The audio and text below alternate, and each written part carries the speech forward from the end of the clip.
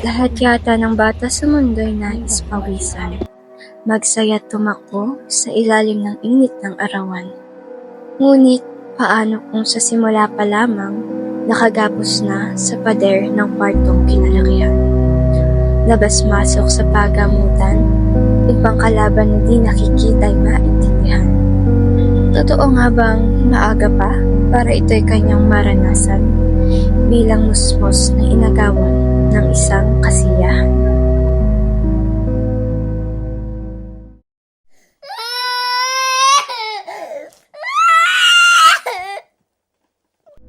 Ngayon ay nandito tayo sa Sitio Carbunan sa Balitok upang alamin ang kwento ni Mabel, ang munting mandirigma. Nandito tayo sa kanilang munting tahanan upang formal na hingin at malaman ang kwento ng kanyang buhay. Halika, samahan mo ako upang malaman ang kanyang kwento.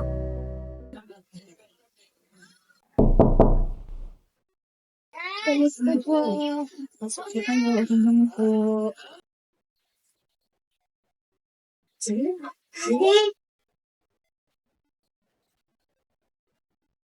Ano pong pangalan ng bata? Siya po si Kairos Mavin M. Basco. Ilang taon na po siya? Siya po ay 3 years old. Last April 27. Based po sa experience nyo, tingin niyo po ano yung naging sakit ng sakit? Bali nung una, hindi namin alam kasi wala naman nga kaming alam na panggagalingan. Pero sabi ng doktor niya, yung kanyang pidya ay parang malignant cells daw ng nanay. Parang sa nanay talaga nagmula sa dugo. Kasi during pregnancy, yung blood na iikot kay Tutoy ay galing sa mother, sa akin. Kaya parang, ewan ko din, pero hindi ko alam eh. Pero tanda ko nung high school, ay nung elementary ako, parang nagkakapasa ako ng malalaki sa aking bibite. Parang gano'n. Yan pala nababa ang platelet. So parang siguro na-trigger sa kanya kasi siya lang naman eh din. So, Sa tingin niyo po, naging factor po kaya yung environment na kinalakihan niya kaya po siya nagkasakit? hindi, walang malinis naman. Saka sabi nga ng hindi naman daw tungkol sa ganun ang pagkakasakit ng leukemia kung bakit nadadiagnose ang isang bata. So, hindi. May mga accidents po ba or incidents sa buhay niyo or sa buhay niyo po na sa tingin niyo ay nag-trigger po ng sakit niya? Wala din. Kasi, ano nga, lang kasi blood disorder. So, hindi, pag sa mga ganun, parang wala naman. Tsaka hindi din siya sakitin eh. Kaya talaga nagulat kami na nagkaroon siya ng ganun. May mga habit po ba siya na sa tingin niyo po ay parang naging factor po ng kanyang pagkakasakit po? Ang sabi sa akin, kasi mahilig hindi siya nakakatulog ng oras. Kung, diba, usually dapat ay 8 or 9, ang kanya, nalampas ng 10 or 11, parang napupuyat. Eh, sabi ng iba, parang yun daw yung naging samit. Saka ang hilig niya maligo ng gabi. Sabi nakakapagpalinaw daw ng dugo, sabi ganun. Kasi kami may negosyo kami, nagagawa kami ng mga invitation eh. So hanggat gising siya. Eh ako naman, pag lalo ko na, hindi naman ako yung, hindi ko agad matabihan kasi nga nagmamadali siya. Siya hanggat gising kami mag-asawa, gising din siya. Hanggang, hindi ko lang sure kung ayun talaga ang nakapag-trigger ng sakit niya. Pero sabi ng iba, baka yun ba yung naging isa kung bakit nagsimula yung nararamdaman niya. In terms naman po sa pagkain at diet niya, meron po ba siyang mga food or mga nakakain dati na sa tingin niyo po ay pwedeng naging dahilan bakit na-trigger po yung sakit? Oo, kasi mahilig siya sa frozen foods, lalo na sa hotdog. Talagang araw-araw kami na. Kasi kapag hindi mo ibinigay na, iyak. Tsaka may trabaho kami mag-asawa. Di, kumbaga sa amin, kung alin ang madali, di yun ang amin. Hindi po siya yung parang nangangain po ng gulay. Nakakain naman siya, ay di parang pagka magustuhan lang, pero talagang mahilig talaga siya sa ganun, mga noodles, gano'n. Ang mga instant food po talaga. Oo. Kaya sabi ko, kung ay sinisisi ko na ang sarili ko. Siyempre, ba naman siya, ang nasa isip ko dati para mapadali ang pagpapakain, ganun naman ang nangyari. Kailan niyo po unang napansin na may kakaiba po sa kanya at ano po yung sintomas na nakita niyo na nag-push po sa inyo para siya ay ipa-check up na? Bali noong tanda ko pa ang date kasi nilagnat siya ng August 6. Tapos, akala ko naman normal lang kasi may ubot sipon. Tapos, nung August 18 yata, nung napansin namin na ang putla ng labi niya, tapos yung ilalim ng kanyang matang ganito, sobrang puti din. As in, maputla siya, pero hindi naman siya yung nanghihina. Hindi. Eh, di sabi ng aking asawa, ipa-check up namin sa PIDYA, di dinala namin sa Western. Ayun, talagang maputla na siya. Ay di, nag-run ng test sa blood. Ayun po, nung nalaman niyo po, ano po yung naging reaction niyo at ng pamilya niyo nung na-confirma niyo na po talaga yung sakit niya? Actually, hindi pa talaga confirmed doon. Parang sabi lang ng aking pedya, sabi niya, need daw namin na pumunta sa HEMA kasi parang may abnormalities yung blood niya. So, siyempre, tinawag ako. Dahil true ko lang kasi late na kami na nakapagpa-laboratory. So, yung result matagal.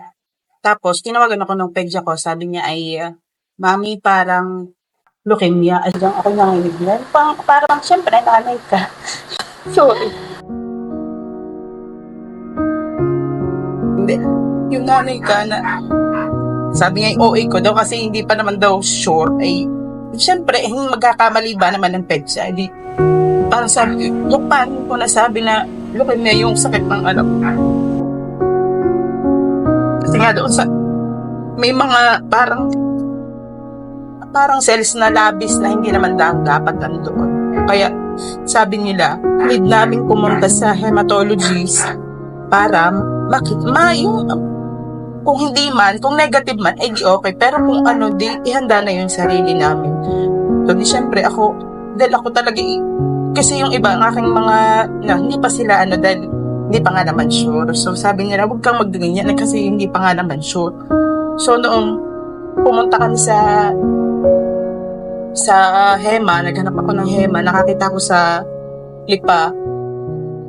Ayun, pumunta kami doon. Nung nung parang nalaman niyo na po talaga, may mga trabaho po kayo, may inaayos, paano yun po naapektuhan yung pang-araw-araw niyo pong pamumuhay po as a family? So, noong pumunta nga kami doon sa Lipa, para, kasi in-schedule siya ng oncologist na, hemo-onco na ipa-bone marrow aspiration para ma-sure kung saan talaga nanggagaling yung pamumutla niya. Tapos, nagpa-bone marrow kami ng August 22, lumabas ng result ng 23. So, hindi pa rin kami naniwala. As in, meron na siyang diagnosis, nakalagay na yung acute lymphoblastic leukemia na B-cells, ganon. Hindi kami naniwala.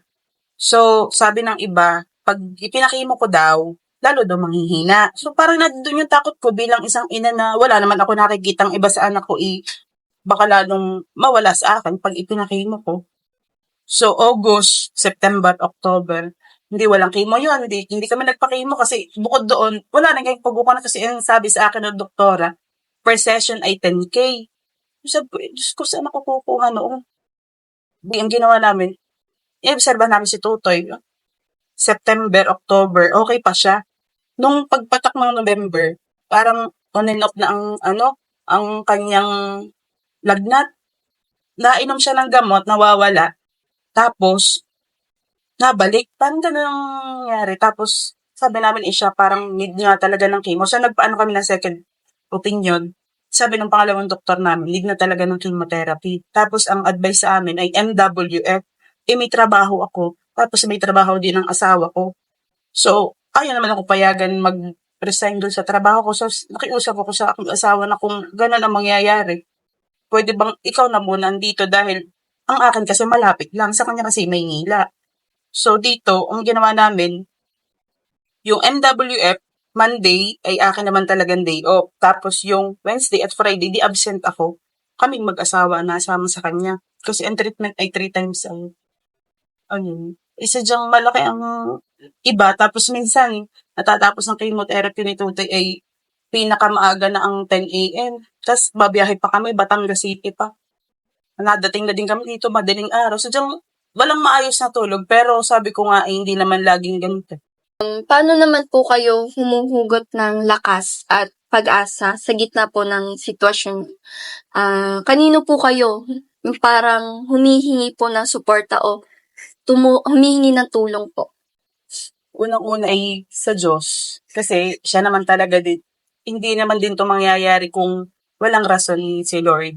Dahil hindi niya rin naman ibibigay sa akin to kung hindi namin kaya ang buong pamilya.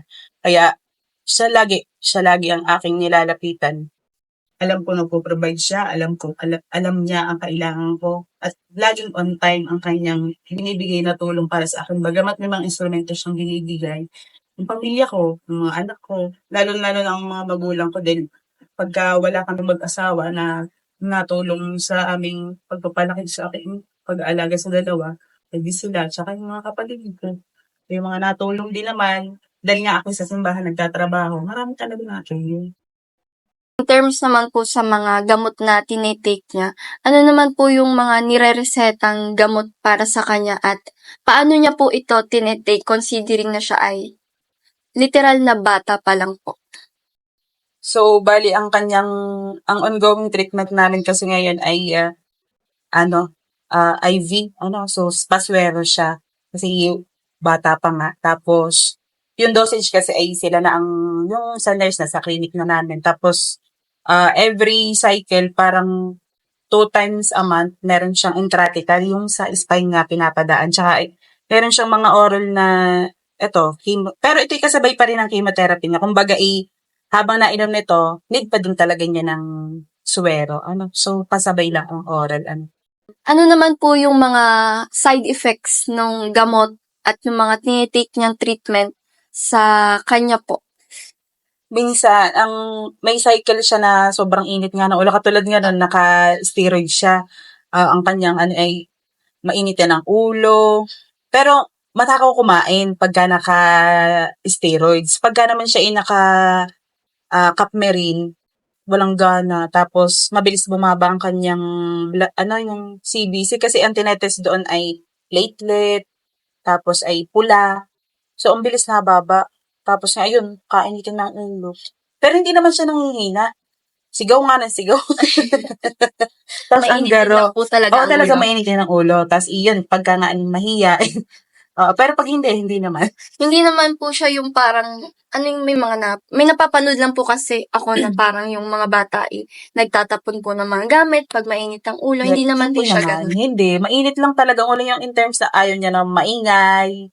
Ganyan, ayaw niya nang kinukulit siya. Ganyan, pag kinakausap mo, ayaw niya. Pero hindi naman siya ganun. Oo. Ano naman po, paano nyo po hinarap yung takot or yung kawalan ng katiyakan or yung mga possibilities na pwedeng mangyari?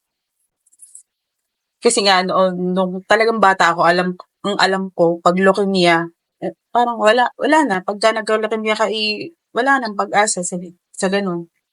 Nung narinig namin na ang leukemia pala ay may 4 na klase.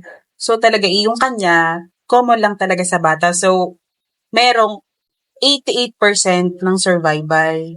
Kumpara sa iba na pang matanda na parang sa 50 ay mababa pa. So yung kanya, sabi sa amin, kaya sabi ko, ilalaban ko to. Dahil may pag-asa pa. Dahil yung kanya nga ay na-type ng kanyang leukemia ay pang bata talaga. Nung sinabi po na, okay, may 88% ka na possibility, ano po yung parang naramdaman nyo? Yung nagkaroon po ba kayo ng sobrang laki na pag-asa po na pwede pa siyang gumaling?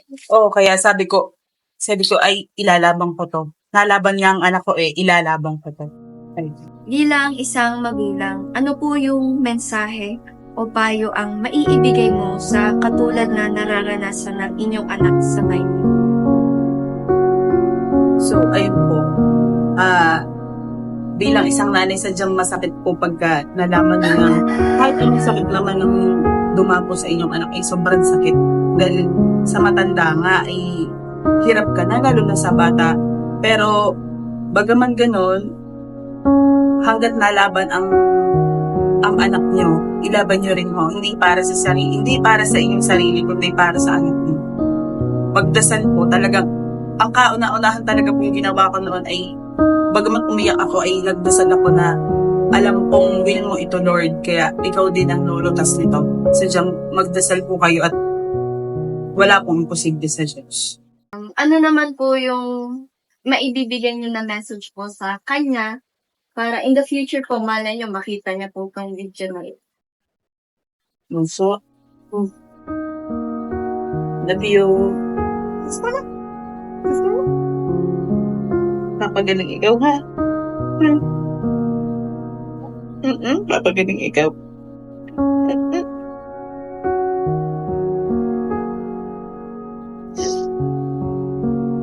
Gagawin ng mami lahat, ha? Basta gumaling ikaw, ha? Pray tayo kay Lord lagi, ha? Gagaling ka nung pagkakabuhok na yan, ha? Tapos hindi ka natutusukan, ha? Ha? Opo. Please na sa mami.